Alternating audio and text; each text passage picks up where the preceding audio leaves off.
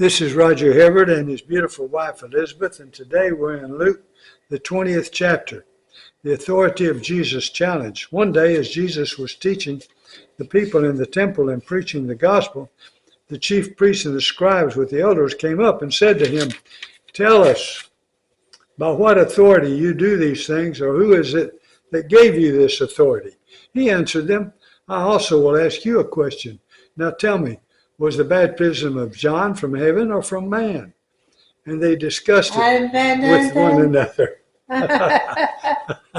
That's my sweet wife. And they discussed it with one another, saying, "If we say from heaven, he will say, 'Why did you not believe him?' But if we say from man, all the people will stone us to death, for they are convinced that John was a prophet." So they answered that they did not know where it came from. And Jesus said to them, "Neither will I tell you by what authority I do these things." The parable of the wicked tenants. And he began to tell the people the parable. A man planted a vineyard and let it out to tenants, and went into another country for a long while. When the time came, he sent a servant to the tenants so that they would give him some of the fruit of the vineyard. But the tenants beat him and sent him away empty-handed. And he sent another servant, but they also beat and treated him shamefully, and sent him away empty-handed. And he sent yet a third. This one also they wounded and cast out.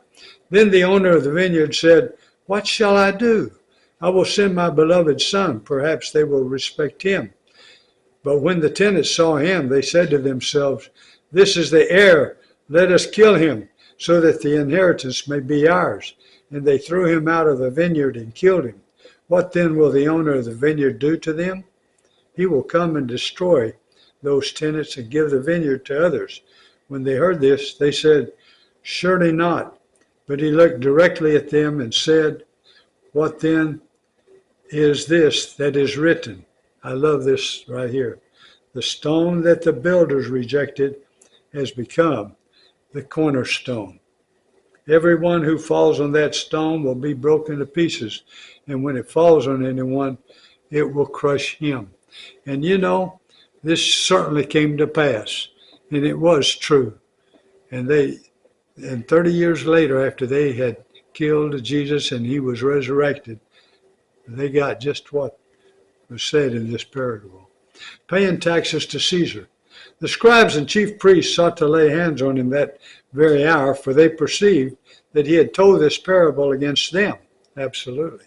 But they feared the people. So they watched him and sent spies.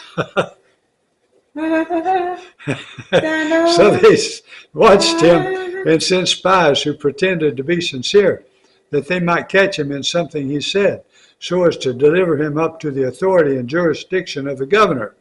So they asked him, "Teacher, we know that you speak and teach rightly and show no partiality, but truly teach the way of God.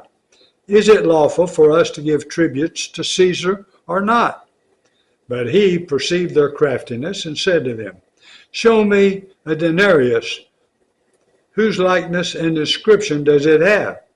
They said, "Caesar's." He said to them, "Then render to Caesar the things that are Caesar's, and to God the things that are God's." And they were not able in the presence of the people to catch him in what he said, but marveling at his answer, they became silent. Sadducees asked about the resurrection. Then came to him some Sadducees, those who deny that there is a resurrection, and they asked him a question, saying, "Teacher, Moses wrote for us that if a man's brother dies, having a wife but no children, the man must take the widow and raise up offspring for his brother. Now there were 7 brothers. The first took a wife and died without children, and the second and the third took her, and likewise all 7 left no children and died. Afterward the woman also died. In the resurrection, therefore, whose wife will the woman be? For the 7 had her as a wife."